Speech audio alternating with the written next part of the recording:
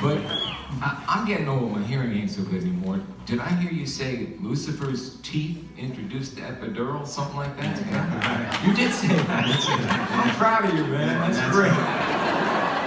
That's putting it lightly. Yeah. I never had one myself, so no. How would I know? You know? No, well, we're men, so we can handle it. Right. Exactly.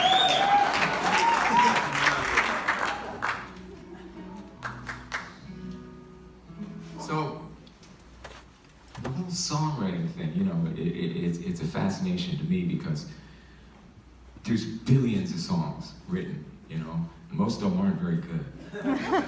I mean, like, a lot, you know. But then, sometimes guys like you come along and you write good songs, you know. What would you say, like as early back as you two can remember, what do you think your early influences were to be able to write songs? I know you heard the music and you heard that family down the road playing music and you learned from them and stuff, but like when you went, oh, yeah, songs, you have to write them. We can do that. And he's saying, he's a serious man. He's thinking on this. He's not just goofing around. I know I said earlier, but it was early.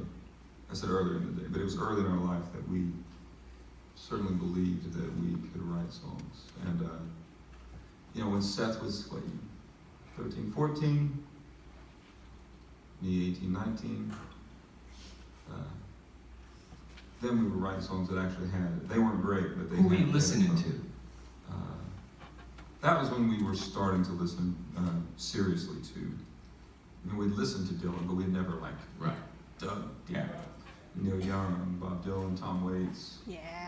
A lot of the country that we grew up on that we had neglected, a lot of the folk music like Doc Watson, the stuff that was in our area growing up. So once we committed to that, and we'd gotten schooled with all the rock that we were interested in, we learned a lot, and we understood that, but we started, when we were just a banjo and a guitar versus a loud rock band, Right. we realized there was nothing to hide behind it anymore. It was like we have a verse, a chorus, if we want to call it that, whatever it is, Yeah. and we're going to play on a street corner, and we'll keep people where we want. And if it's great, they might stick around for 3 minutes. Did you literally do that? Go on the bus, play on the corner? Absolutely. Cool. Absolutely. We drove Yeah. across country Yeah. attempting to do it. But that was the beginning of us really like dissecting what is a good song, you know? Like why is a song good? Like, you know, Scott mentions all the things that we started to embrace that came from the American root, like the American roots music world. But at the same time, we're still listening heavily to Faith No More and heavily to Soundgarden and so, you know, looking like I didn't think like why is a Nirvana song so good? Well, it's not necessarily the lyrics, really. You know, Cobain was writing amazing lyrics, but they were very abstract, and he was putting collages together, just like his visual work. He was putting collages together with his lyricism, and you didn't know what he was saying a lot of the time. But it didn't occur to me that I didn't know what he was saying a lot of the time until we started listening to like real lyricists, you know, that stake their claim on poetry only, you know.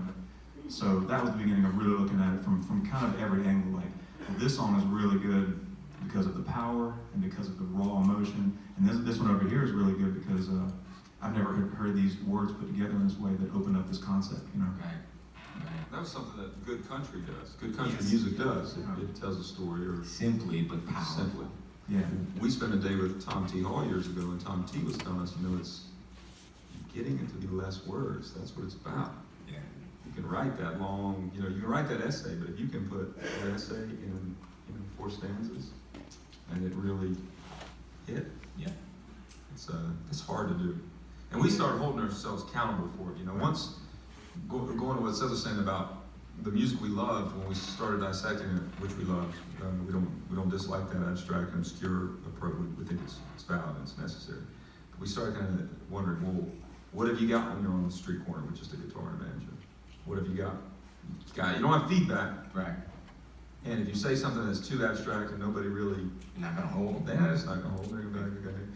So we have to say something that drives right to the people. Yeah, you're not gonna hold yourself either. That's right. You're gonna be like, what am I doing? We're lost. I mean, at least start at that simple spot. You're going to we've gotten more abstract plenty of times, but we had to say, what holds up with 2 instruments and a voice? Right. And then you start looking at songs that do and don't. You realize, oh my God, there's this massive group of songs at any given moment that are popular. It's like, if you stood on the corner and did that, I don't know what it would amount to. Man, I was talking to Taylor, my wife, who you all saw earlier, and she writes some pretty nice songs herself, but she was saying that she thought of it like a sculptor looking at a piece of rock. Sure.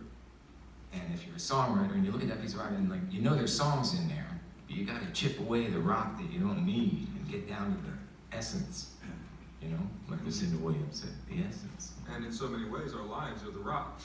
Yeah. These little moments of like breakfast time has got a song in it.